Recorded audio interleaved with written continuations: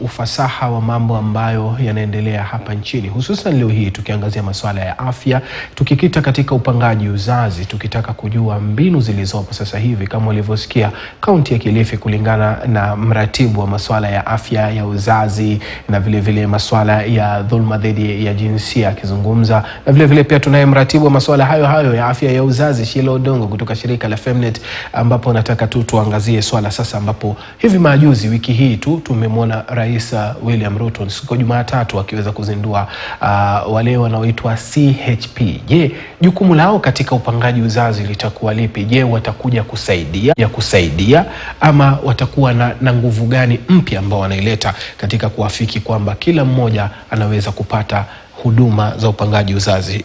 Sheila, ni hatua ambayo imepigwa, lakini mwanzo alikuwepo CHV na sasa hivi tunaona jina limebadilishwa, limekuwa CHP.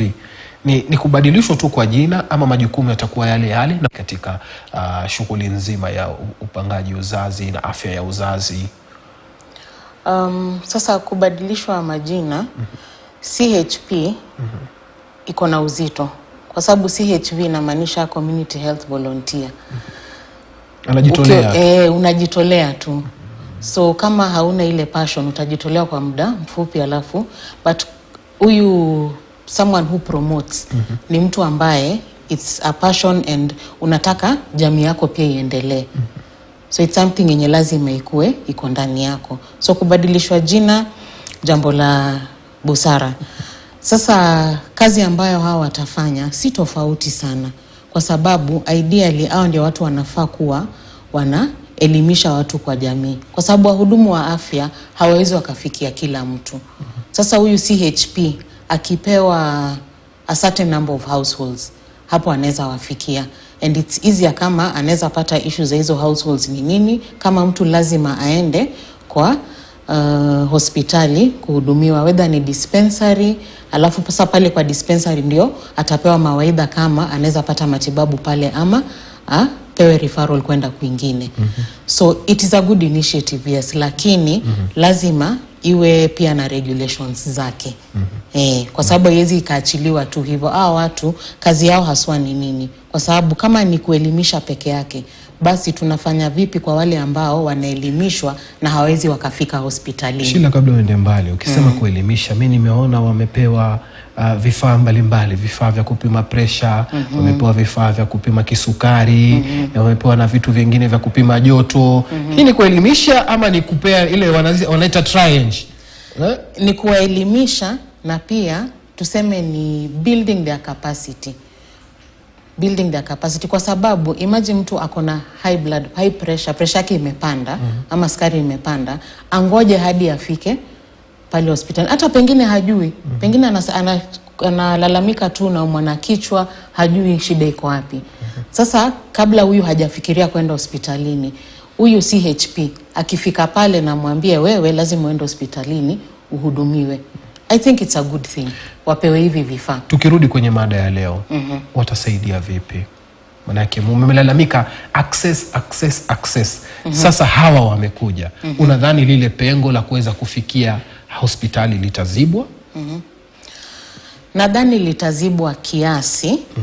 Na nasema kiasi kwa sababu bado siwezi sema 100% wapewe hizi mbinu watembee nazo wawe au si madaktari.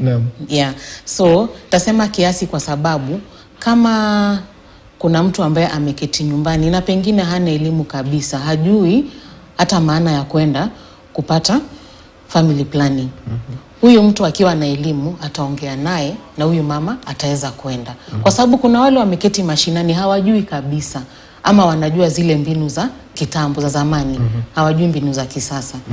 Sasa watasaidia kuelimisha na pia referrals. Ikifika mahali pa administration, bado siwezi sema ndio, kwa sababu hiyo pia tutasema inahitaji medical knowledge. Kwa sababu mtu akikuuliza hii tembe unanipatia iko na nini na nini, huyu mtu akona scientific background aweze kukuelezea vizuri, ndio pia yeye aweze kukuassess na akuchagulie mbinu ama akusaidie kukuchagulia mbinu ambayo haitakudhuru.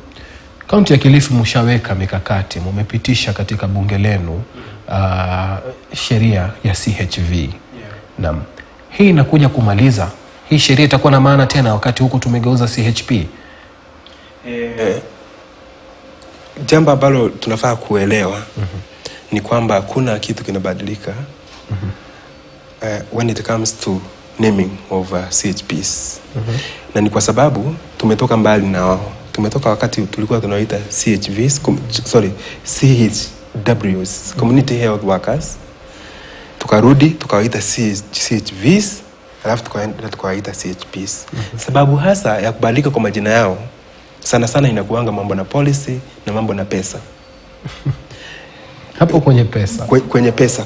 Kwa sababu wakati walikuwa wanaitwa CHWs, ugatuzi ulipokuja, ilionekana ni kwamba wanahitaji kulipwa. Wanafaa kulipwa pesa. Wanafaa kwa sababu wao ni workers. The word workers ilikuwa inaleta changamoto nyingi sana. Wakabadilishiwa wakaitwa volunteers.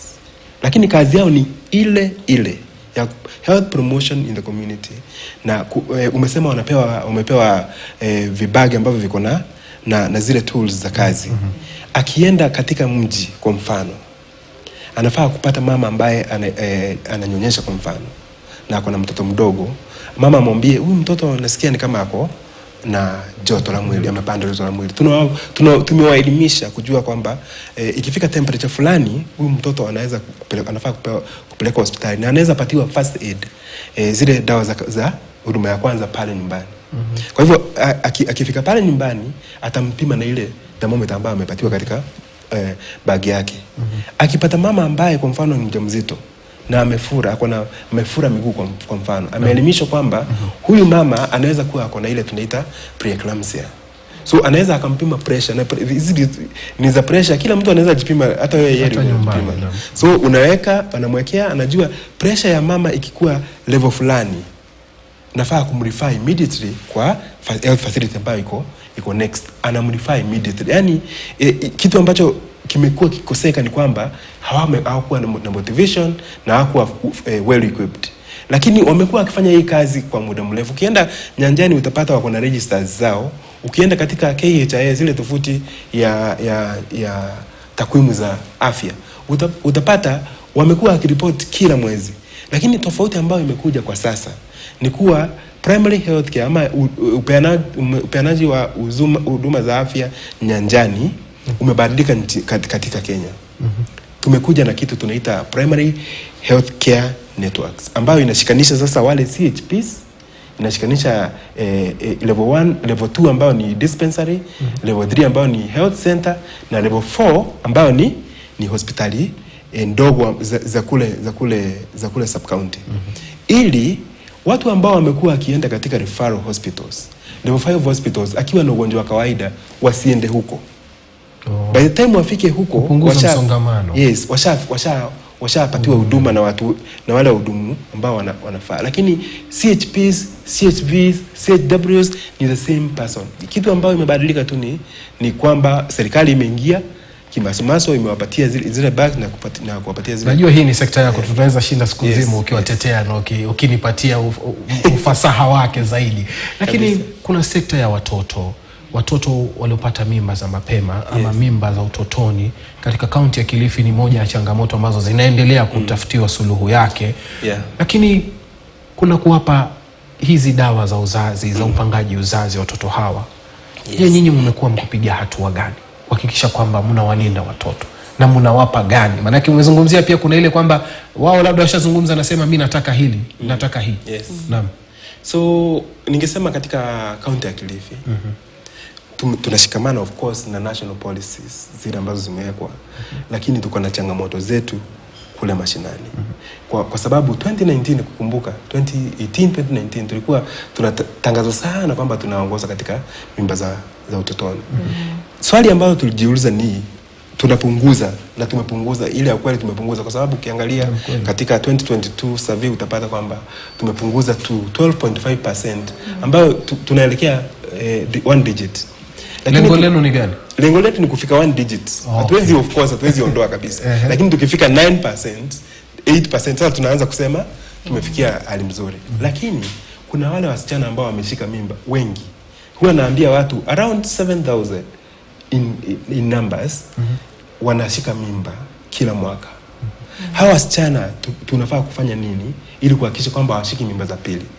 Hiyo ndio changamoto ambayo tumekuwa nayo kama Department of Health, kwa sababu kuzuia kwa kupata mimba zile za kwanza, kuna zile department zingine, culture, gender, children's department, education, wanafaa kufanya kazi zao. Lakini sisi wakikuja kwetu tunafanya nini? Ya kwanza ni tunawapatia ile guideline ambayo iko ya Ministry of Health, ya kwamba mama ambaye ameshika mimba anafaa kupatiwa antenatal package of care. Antenatal package of care ina include family planning. So wale wasichana wadogo ambao wameshika mimba tunawapatia the same education, the same ile care ambayo tunapatia kina mama ambao wameshika mimba wote. Ni kumaanisha ya kwamba akija na amebeba mtoto tunampatia njia ya kupanga uzazi kama ameomba hiyo njia ya kupanga uzazi, na tumpatia zile options zote ili asije akashika mimba ya pili, na hilo limesaidia sana. Kisha tunaweka mikakati mingine kufanya na mashirika kama ya mwenzangu hapa kuhakikisha kwamba hawa wasichana wanarudi shuleni. So utapata katika zana tofauti kuna vikundi tunaita binti kwa binti ambavyo vimeshikana na mashirika tofauti. Sisi wenyewe tunawasaidia warudi shuleni lakini wasishike mimba tena.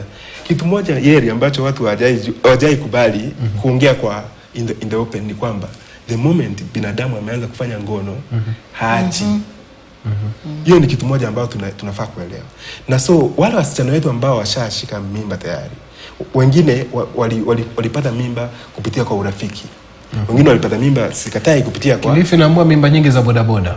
Of course, na si Kilifi peke yake. Enda kila pale. Bodaboda ndio wana although katika zile survey ambazo tumefanya zinaonyesha kwamba bodaboda sio wao wenye wanaongoza. Wanaoongoza ni wale marafiki zao pale shuleni. Inaitwa the same age sex. Unapata mtu wanasoma na mwenzake na amepata mimba.